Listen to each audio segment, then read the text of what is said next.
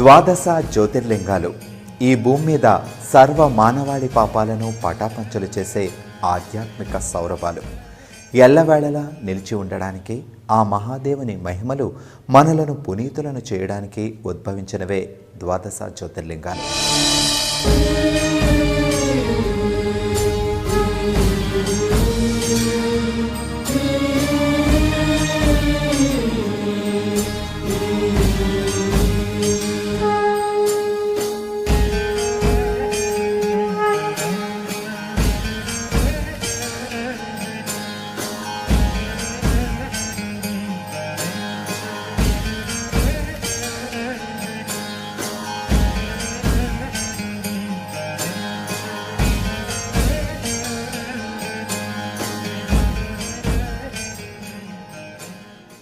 ఆది అంతం లేని మహాశివలింగం నుండి భూమి మీదకు ప్రసరించిన కాంతి 12 ప్రదేశాల్లో పడి ఆ 12 ప్రదేశాలు మహిమాన్విత పుణ్యధామాలుగా మారి ద్వాదశ జ్యోతిర్లింగాలు అనే పేరుతో దివ్య క్షేత్రాలుగా వెలుగొందుతున్నాయి. ఈ ద్వాదశ జ్యోతిర్లింగాలను స్తోత్ర రూపంలో తలుచుకుంటేనే పరమశివుడు పరమానంద భరితుడై సకల పాపాలను హరింపచేస్తాడు అని శివపురాణంలో ఉంది.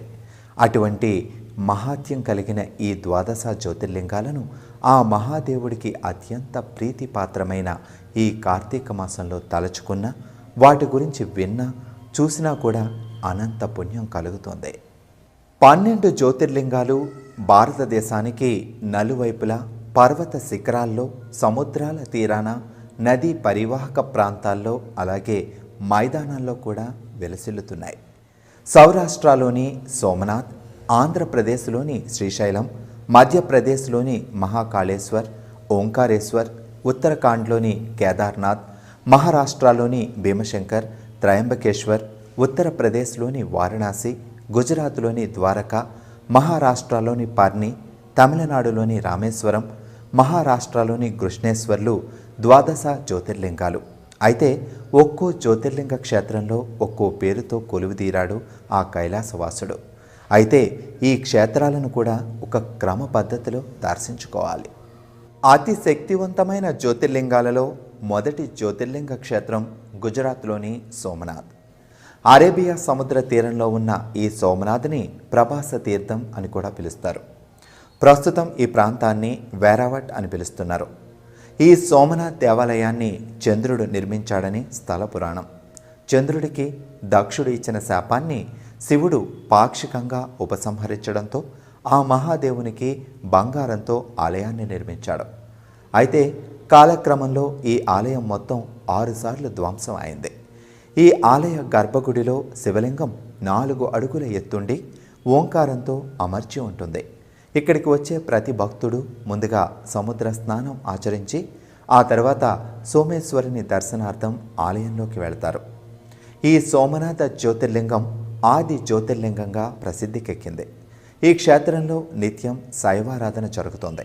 ప్రత్యేక అలంకరణతో సోమేశ్వరుడు భక్తులను అనుగ్రహిస్తూ తన మహిమలను చాటుతూ ఉంటాడు. ఈ క్షేత్రం శైవులకు మాత్రమే కాదు, వైష్ణవులకు కూడా ఆరాధ్యనీయం. ఎందుకంటే ఇక్కడికి దగ్గరలోనే బల్కా తీర్థంలో వేటగాడి బాణం తగిలి కృష్ణుడు అవతారం చాలించాడని స్థల పురాణం. సోమనాథ్లో హిరణ్, సరస్వతి, కపిల నదులు సముద్రంలో కలిసి త్రివేణి సంగమం దృశ్యం అతి మనోహరంగా ఉంటుంది.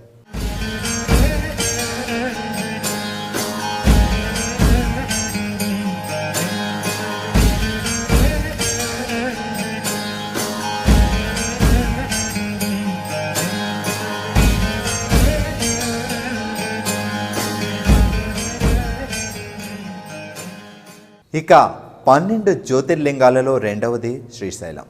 భూలోక కైలాసంగా భావించే ఇక్కడ ఆ మహాదేవుడు శ్రీ మల్లికార్జున స్వామిగా కొలువు తీరాడు. అందుకే చాలామంది శ్రీశైల మల్లన్న అని పిలుస్తారు. ఇక్కడ శివ దర్శనానికి ముందు ఖచ్చితంగా సాక్షి గణపతిని దర్శించుకోవాలి.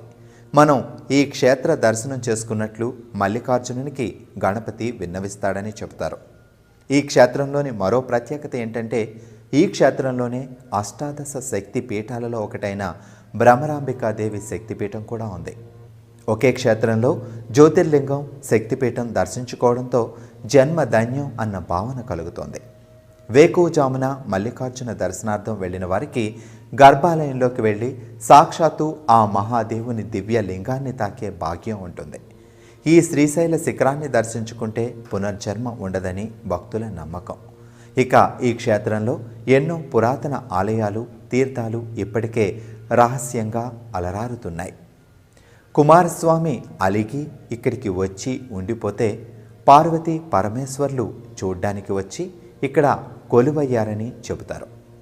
ఇక్కడికి దగ్గరలోనే కుమారస్వామి ఉంటారని, ప్రతి అమావాస్య రోజు శివుడు, పౌర్ణమి రోజు పార్వతీదేవి కుమారస్వామి దగ్గరకు వెళ్ళి చూసి వస్తారని స్థల పురాణం చెబుతోంది. ఇక ఇక్కడి ప్రకృతి రమణీయ దృశ్యాలు, కృష్ణానది పరవళ్లతో ఆహ్లాదకరమైన అనుభూతి, ఆది దంపతుల దర్శనంతో చెప్పనలవిగాని ఆధ్యాత్మిక అనుభూతి వంటివి కలిగించే దివ్య పుణ్యధామం ఈ శ్రీశైల జ్యోతిర్లింగం. ఇక జ్యోతిర్లింగాలలో మూడవది ఉజ్జయినిలోని మహాకాళేశ్వర లింగం. ఇది స్వయంభూగా వెలిసిన మహాలింగం. రాక్షస అంతం కోసం ఉద్భవించిన మహాదేవుని స్వరూపం. కృష్ణానది సమీపాన వెలిసిన ఈ క్షేత్రంలో మహాకాళేశ్వరునికి ప్రత్యేక అలంకరణ చేస్తారు. ఇక భస్మాభిషేక ప్రియుడైన శివునికి భస్మ మందిరంలో భస్మాభిషేకం నిర్వహిస్తారు. ఆవు పేడతో తయారు చేసిన భస్మంతోనూ, అలాగే అప్పుడే కాల్చిన మనిషి శవం నుండి వచ్చిన భస్మంతోనూ ఈ అభిషేకాన్ని నిర్వహిస్తారట. కానీ ఈ అభిషేకం జరిగేటప్పుడు కేవలం పురుషులను మాత్రమే అనుమతిస్తారు. ఈ క్షేత్రాన్నే మహాశ్మశానం అని కూడా పిలుస్తారు. ఇక్కడ మరణించిన వారికి పునర్జన్మ ఉండదని ప్రతీతి. భస్మాభిషేకాన్ని 10 మంది నాగసాధువులు కలిసి నిర్వహిస్తారు. ఉజ్జయిని మహాకాళేశ్వర లింగం క్రింద శాఖా యంత్రం ఉందని చెబుతుంటారు. ఇక ఇక్కడే జగన్మాత కూడా మహాకాళిగా వెలిసింది. అందుకే ఈ ఉజ్జయిని అష్టాదశ శక్తి పీఠాలలో ఒకటిగా వాసికెక్కింది. ఈ క్షేత్ర సమీపంలో ఉన్న స్వప్నేశ్వర స్వామిని దర్శించుకుంటే మనకు వచ్చిన కలలు నిజమవుతాయని అంటారు. ద్వాపర యుగంలో శ్రీకృష్ణుడు, బలరాముడు ఇక్కడ తమ గురువైన సాందీపుని వద్ద విద్యాభ్యాసం చేశారు. జ్యోతిర్లింగాలలో 4వది మధ్యప్రదేశ్లోని ఓంకారేశ్వర లింగం. ఈ జ్యోతిర్లింగం నర్మదా నది పరివాహక ప్రాంతంలో వింధ్య పర్వతాలలో ఉంది.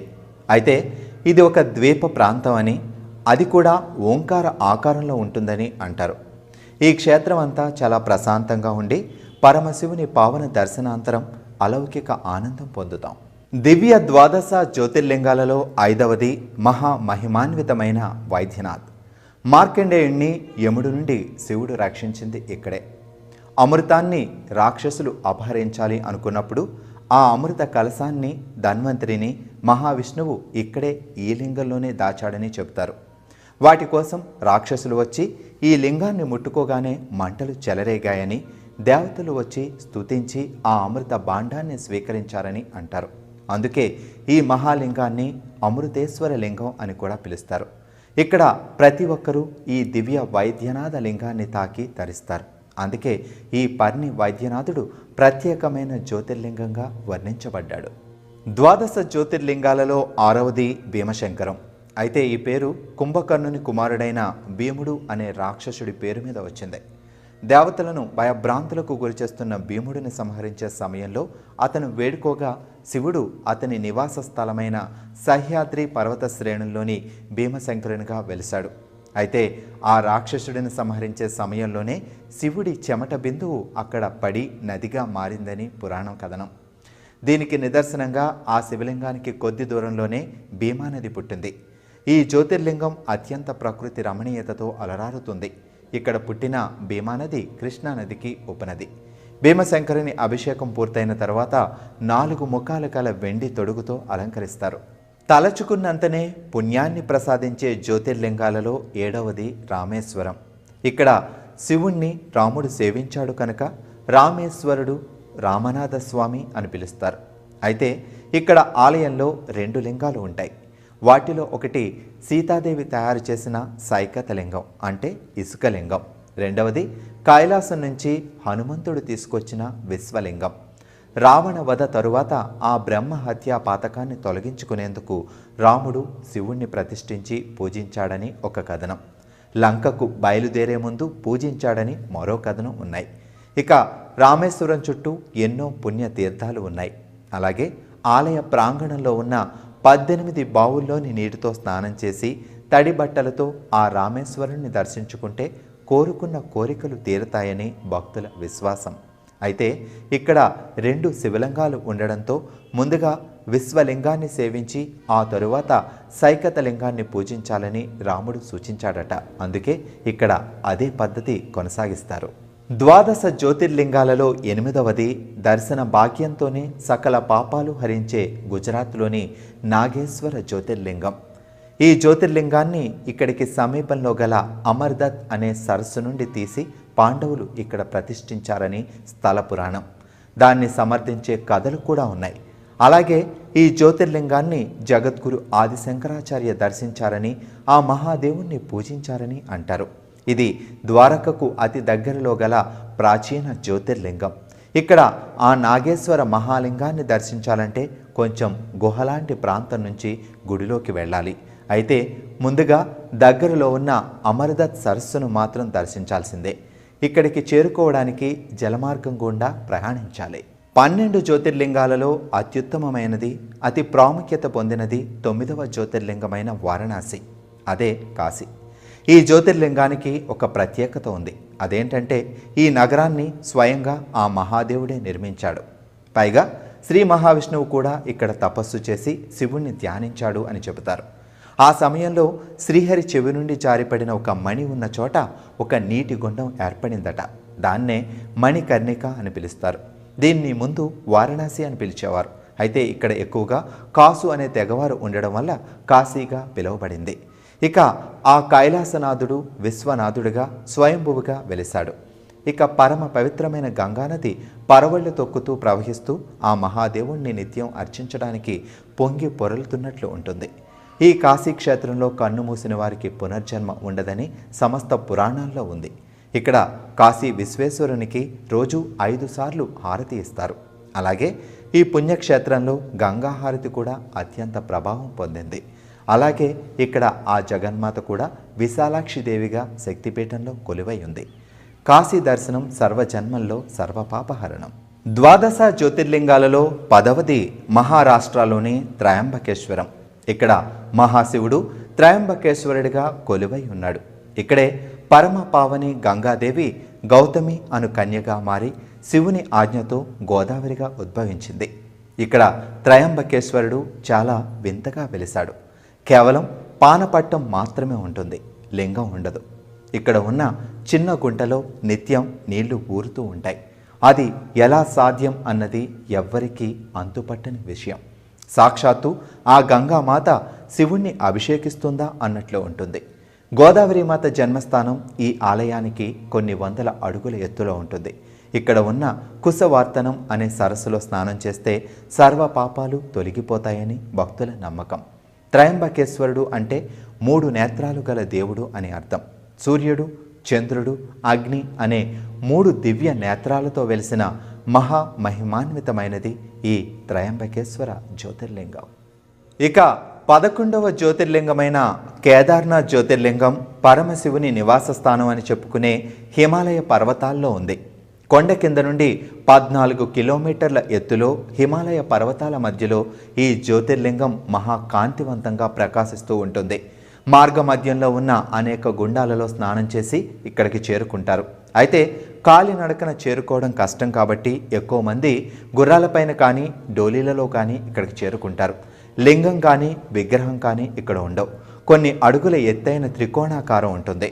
దాన్ని పరమశివుడు మహిషునిగా మారువేషంలో పాండవులను పరీక్షించిన సమయంలో విభజించబడిన మహిషుని పూర్వభాగం అని చెబుతారు.